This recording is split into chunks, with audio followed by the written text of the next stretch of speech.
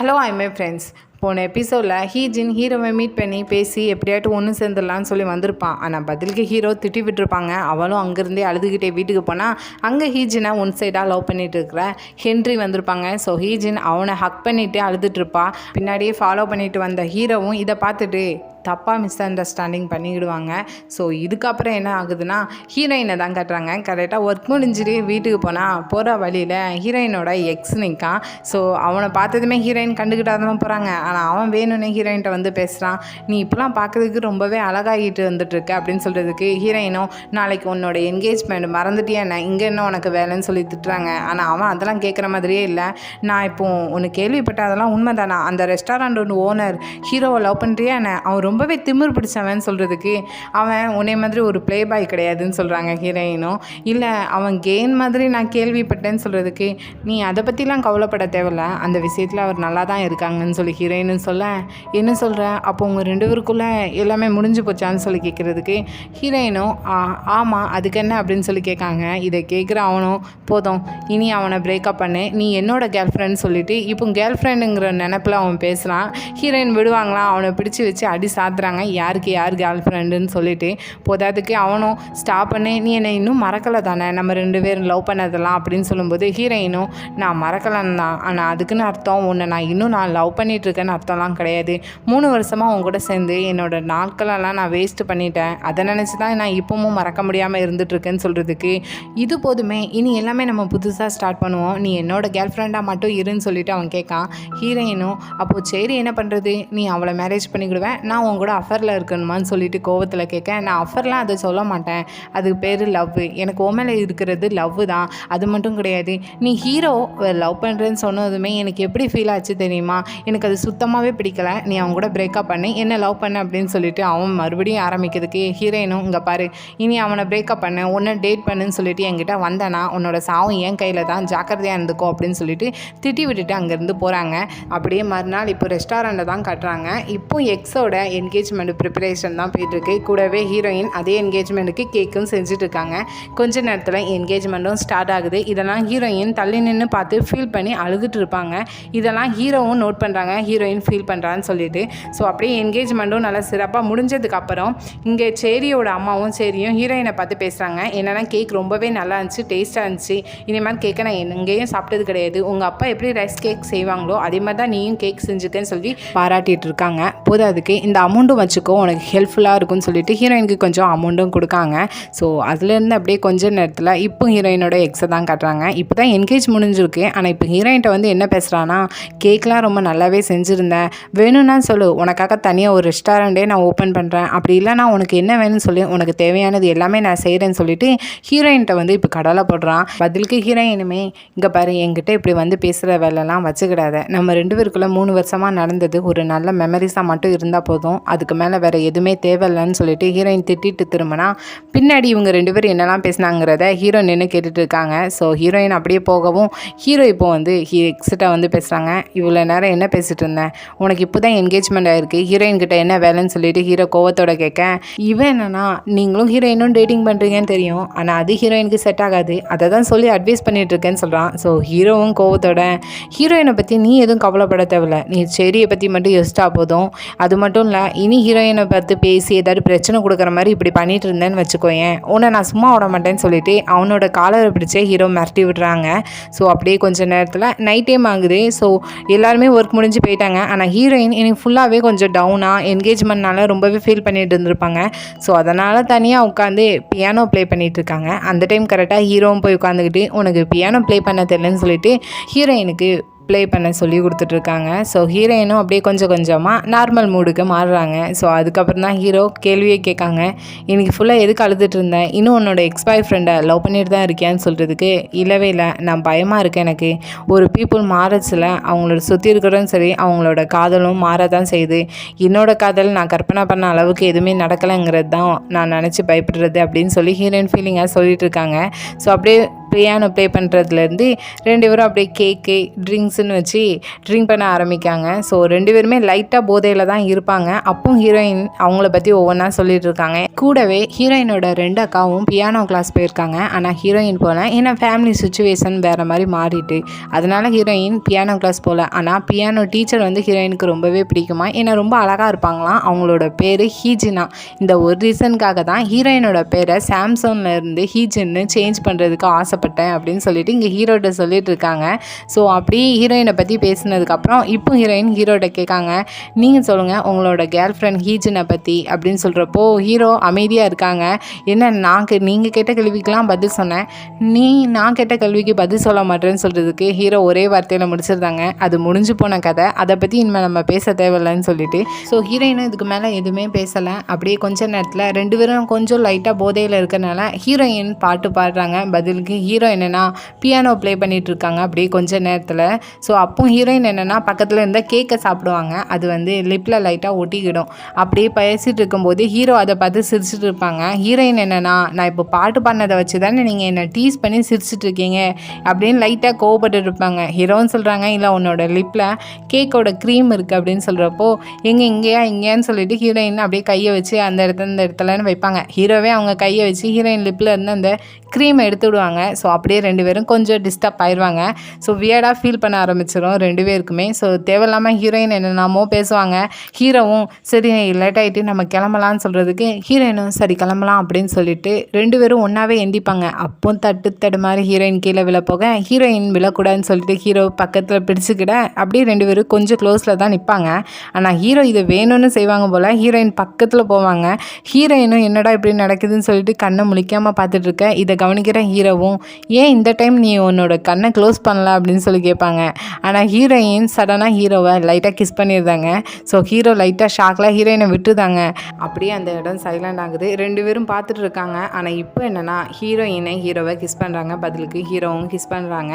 அது அப்படியே கொஞ்சம் நேரத்துக்கே கண்டினியூ ஆகுது. ஆனால் ஹீரோயின் கொஞ்சம் நேரத்தில் சுயநினைவுக்கு வந்து ஹீரோவை தள்ளி விட்டுட்டு வெளியே கொட்டுற மலையில் அப்படியே நடந்து போகிறாங்க.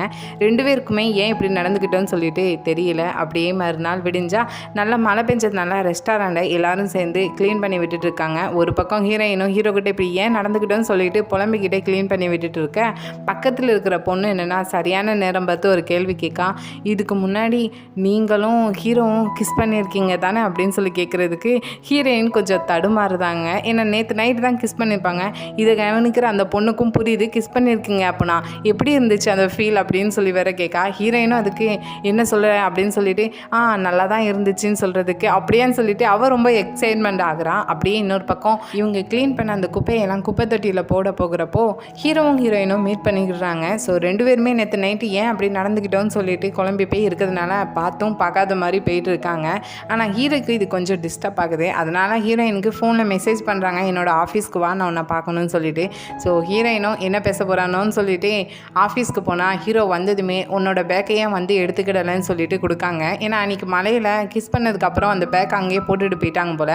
இதை பார்க்குற ஹீரோயினும் நீங்கள் என்கிட்ட ரிட்டன் தந்திருக்க வேண்டியதானேன்னு சொல்கிறதுக்கு நீ வந்து உன்னோட பேக்கை தேடி எடுத்துக்கிடுவேன்னு நினச்சேன்னு சொல்கிறாங்க. ஹீரோயினும் நீங்கள் என் பேக்கை ரிட்டன் தருவீங்கன்னு நான் நினச்சேன் அப்படின்னு சொல்லிட்டு ஹீரோ பேசுகிறதுக்கெலாம் ஹீரோயின் பதிலுக்கு பதில் பேசுகிறாங்க. சரி நம்மளே ஆரம்பிப்போம்னு சொல்லிட்டு ஹீரோவே ஸ்டார்ட் பண்ணுறாங்க. நேற்று நைட்டு அப்படி நான் நடந்துக்கிட்டது என்னோட தப்பு தான் சாரின்னு சொல்கிறதுக்கு ஹீரோயினும் இல்லை நான் தானே ஃபஸ்ட்டு ஸ்டார்ட் பண்ணேன், என்னோட தப்பு தான், என்னை மன்னிச்சிக்கோங்கன்னு சொல்லிட்டு ஹீரோயினும் சாரி கேட்காங்க. பதிலுக்கு ஹீரோ என்னன்னா நல்லது செஞ்ச தப்பை 2 பேருமே ஒத்துக்கிட்டோம், இனி எந்த பிரச்சனையும் கிடையாதுன்னு சொல்கிறதுக்கு ஆமாம் 2 பேருமே ஒத்துக்கிட்டோம், எந்த பிரச்சனையும் கிடையாது, அப்போ நீ கிளம்பு அப்படின்னு சொல்கிறதுக்கு ஹீரோயினும் சரி நான் போகிறேன்னு சொல்லிட்டு பேக் எடுத்துகிட்டு கிளம்புவாங்க. ஹீரோ அப்பவும் அமைதியாக இருந்த பண்ணல. இப்போ என்ன கேட்காங்கன்னா உனக்கு என்ன பிடிச்சிருக்கு தானே, அதனால தானே நேற்று அப்படி நடந்துக்கிட்டேன்னு சொல்லி கேட்காங்க. பதிலுக்கு ஹீரோயினும் மூளை எதுவும் குழம்பி போயிட்டா என்னன்னு கேட்குறதுக்கு ஹீரோ என்னன்னா நம்மளோட கான்ட்ராக்டில் 6th ரூல்ஸ் என்ன ஞாபகம் இருக்கான்னு சொல்கிறதுக்கு நல்லா ஞாபகம் இருக்கு, நம்ம ஜஸ்ட்டு டேட்டிங் பண்ணுற மாதிரி நடிச்சுட்டு தான் இருக்கோம், ரியலாகவே நம்ம டேட்டிங் பண்ணக்கூடாது, இப்படி இருந்துக்கிட்டே நேற்று நான் அப்படி நடந்துக்கிட்டது என்னோட மிஸ்டேக் தான் சொல்கிறதுக்கு ஹீரோ இல்லை அது என்னோட மிஸ்டேக் தான், உனக்கு அந்த மாதிரி ஒரு ஆப்பர்ச்சுனிட்டி தந்ததுன்னு சொல்கிறாங்க. ஹீரோயினும் கொஞ்சம் கோவத்தில் என்னோட தப்பு தான், ஏன்னா நேற்று அப்படி மழை பெஞ்சிட்டு இருக்கிறப்போ பியானோ ப்ளே பண்ணுறேன்னு சொல்லிட்டு உங்கள் பக்கத்தில் உட்காந்துக்கிட்டு இருந்தது என்னோட தப்பு தான், இப்படி மாற்றி 2 பேரும் மேலே பண்ணி போட்டுக்கிட ஹீரோவே ஒரு கட்டத்துக்கு மேலே சரி அதெல்லாம் இருக்கட்டும், நாளைக்கு ஜேஜு ஐலாண்டில் ஒரு முக்கியமான ஈவெண்ட் இருக்குது, நீ நீயும் நானும் டேட்டிங் பண்ணுற மாதிரி நடிச்சிட்டு இருக்கிறதுனால கண்டிப்பாக 2 பேரும் அங்கே போகணும், ரெடியாக இருன்னு சொல்கிறாங்க. அப்படியே இன்னொரு பக்கம் போன எபிசோடு எண்டிங்கில் இந்த ஹீஜினியும் ஹென்ரியும் பார்த்தோம். அவங்க 2 பேரும் எங்கே போனாங்கன்னு பார்த்தோன்னா அதே ஜேஜு ஐலாண்டை சுற்றி பார்த்துட்டு தான் இருக்காங்க. ஹென்ரி அவனோட ஒன் சைட் லவ்வை இங்கே ஹீஜின்ட்ட சொல்லியிருந்தாலும் ஸ்டில் இப்போ வரைக்கும் அவங்க 2 பேரும் ஒரு ஃப்ரெண்டாக தான் பழகிட்டு இருக்காங்க. அப்படியே மறுநாள் அப்படியே ஜேஜே ஐலாண்டில் அப்படியே என்ன முக்கியமான ஈவெண்ட்டுன்னு பார்த்தோன்னா ஹீரோ ஃபேமிலியோட ஹோட்டல் கிராண்ட் ஓப்பனிங் தான் நடந்துகிட்ருக்கு. ஸோ அதில் ஹீரோயினும் அட்டன் பண்ணிட்டாங்க. அப்படி ஸ்பீச்லாம் போயிட்டுருக்கு. ஒரு பக்கம் ஹீரோயினை பார்த்துக்கிட்டு நான் இன்றைக்கி சாப்பிட்டு முடிச்சதும் ஒரு முக்கியமான வேலையை வெளியே போக போகிறேன், அது வரைக்கும் நீ எந்த ஒரு பிரச்சனையும் பண்ணாமல் ஒழுங்காக இருக்கணும்னு சொல்லி பேசிகிட்டு இருக்கிறப்போ கரெக்டாக அந்த இடத்துக்கு சேரியும் ஹீரோயினோட எக்ஸ் பாய் ஃப்ரெண்டும் 2 பேரும் ஒன்றா வராங்க. இவங்க இந்த ஈவெண்ட்டுக்கு வந்ததுக்கு ரீசன் என்னென்னா ஹீரோயினோட எக்ஸ் பாய் ஃப்ரெண்டு தான் இப்போ இங்கே ஹீரோவோட இந்த ஹோட்டல் ரெனோவேஷன் ஒர்க் எல்லாமே பார்த்தது. அதனால தான் இவங்க இந்த ஈவெண்ட்டுக்கும் வந்திருக்காங்க. ஆனால் இங்கே ஹீரோயினை பார்த்தோன்னா இவங்க 2 பேர் வந்திருக்கிறது சுத்தமாகவே பிடிக்கல, அவங்கள கண்டுக்கிடவும் கூட செய்யலை. அப்படியே கொஞ்ச நேரத்தில் ஹீரோ அவங்க ஃப்ரெண்ட்ஸோடலாம் இருக்கிறப்போ ஹீரோட்ட தான் கேட்காங்க, நீ அந்த பொண்ணையா டேட் பண்ணுற? அந்த பொண்ணு பார்க்கறதுக்கு ரொம்பவே அக்லியாக இருக்க, எனக்கு தெரிஞ்சு நீ அந்த பொண்ணுக்காக நிறைய செலவு பண்ண வேண்டியது இருக்குன்னு சொல்லிட்டு இருக்காங்க. அதுக்கேற்றால ஹீரோயினும் தனியாக நின்றுட்டு கிடைக்கிற சாப்பாடெல்லாம் சாப்பிட்டு வெளுத்து வாங்கிட்டு இருக்காங்க. இதெல்லாம் ஹீரோ நோட் பண்ணுறாங்க, பெருசாக கண்டுக்கிடலை. அந்த டைம் கரெக்டாக தனியாக இருக்கிற ஹீரோயினோட எக்ஸ் போய் பேசுகிறான், நீ என்ன நினச்சிட்டு இருக்க? இவ்வளோ பெரிய ஹோட்டலுக்கெல்லாம் ஒரே வாரிசான ஹீரோ, அவ்வளோ பெரிய பணக்காரன், உன்னை ஈஸியாக அக்செப்ட் பண்ணிவிட்டு மேரேஜ் பண்ணிடுவான்னு நினச்சிட்டு இருக்கியா? வாய்ப்பே இல்லை, அவன் ஜஸ்ட் உன்ட்ட ப்ளே தான் பண்ணுறான்னு சொல்கிறதுக்கு ஹீரோயினும் அது உனக்கு தேவையில்லாதது, இதை பற்றி நீ ஒன்றும் கவலைப்பட தேவையில்லைன்னு சொல்கிறாங்க. நான் உன்னை பற்றி கவலைப்பட்டுட்டு இருக்கேன், அதனால தான் உன்ட்ட வந்து இதெல்லாம் நான் சொல்லிட்டு இருக்கேன், அவனை பிரேக்கப் பண்ணு, கிவ் அப் பண்ணு அதிலேருந்து அப்படின்னு சொல்லும்போது ஹீரோயினும் உன்ட்ட நான் சொல்லி வேஸ்ட்டு, பேசி வேஸ்ட்டு, நான் போகிறேன்னு சொல்லி போவாங்க. இப்போ அவன் என்னன்னா நான் ஸ்பெயினுக்கு ஒரு பிஸ்னஸ் விஷயமா போச்சுல, இது உனக்காக வாங்கிட்டு வந்தேன்னு சொல்லிட்டு குட்டியாக ஒரு பாக்ஸ் கொண்டு போய் வைக்கான். ஆனால் அந்த பாக்ஸை ஓப்பன் பண்ணி பார்க்குறது யாருன்னா ஹீரோ தான். ஓப்பன் பண்ணி பார்த்தா அதில் ஒரு செயின் இருக்குது, ஹீரோயினுக்காக வாங்கிட்டு வந்திருக்கான். ஹீரோ என்னென்னா அதை வாங்கிட்டு பக்கத்தில் இருக்கிற தண்ணியில் தூக்கி எறிகிறாங்க. அவனும் என்ன பண்ணுறேன்னு சொல்லி காலரை பிடிச்சா ஹீரோ பதிலுக்கு நான் என்ன சொல்லியிருக்கேன், ஹீரோயின்ட்ட இதே மாதிரி பேசக்கூடாது, பிரச்சனை பண்ணக்கூடாதுன்னு சொல்லியிருக்கேன், நீ மீறியாக தான் பண்ணுறேன்னு சொல்லிட்டு இப்போ எக்ஸும் ஹீரோவும் சேர்ந்து நல்லா ஃபைட் பண்ணிட்டு இருக்காங்க. இதை கவனிக்கிற ஹீரோயினும் எக்ஸை ஹீரோவை அடிக்கக்கூடாதுன்னு சொல்லிட்டு எக்ஸை தள்ளி விட்டுட்டு இருக்காங்க. கரெக்டாக அந்த டைம் சேரியும் வரா. இப்படி ஹீரோயின் எக்ஸை போட்டு அடிச்சுட்டு இருக்கிறத பார்த்துட்டு அவள் வந்து இப்போ ஹீரோயின்ட்ட சண்டை போட்டுட்டு இருக்கா, எதுக்கு அவங்கள அடிக்கேன்னு சொல்லிட்டு இப்போ ஹீரோயினும் சேரியும் சேர்ந்து சண்டை போட்டுட்டு இருக்காங்க. இவங்க போடுற சண்டையில் ஹீரோவும் எக்ஸும் போட்டிருந்த சண்டையை மறந்துட்டு அவங்க 2 பேரும் சண்டை போட்டுறத கவனிச்சுட்டு இருக்காங்க. அதுக்கப்புறம் 2 பேரும் சேர்ந்து அவங்க பேரை பிரித்து வைக்காங்க. ஹீரோ அங்கேருந்து கரெக்டாக ஹீரோயினை போகலான்னு சொல்லிட்டு கூட்டிகிட்டு போகிறப்போ இவன் எக்ஸ் என்னென்னா வாங்கின அடி போதாதுன்னு சொல்லிட்டு நீ மறந்துட்டியா என்ன, ஹீரோயினோட ஃபஸ்ட் லவ் நான் தான், ஃபஸ்ட்டு அவளுக்கு எல்லாமே நான் தான் சொல்கிறான். ஹீரோவும் இதை கவனிச்சுட்டு கோவத்தோட அவனோட காலில் ஒரு மிதி கொடுத்துட்டு அப்படியே பக்கத்தில் இருந்த தண்ணியில் அவனை தள்ளி விட்டுட்டு ஹீரோயினோட கையை பிடிச்சிட்டு அங்கேருந்து வெளியே கூட்டிகிட்டு போகிறாங்க.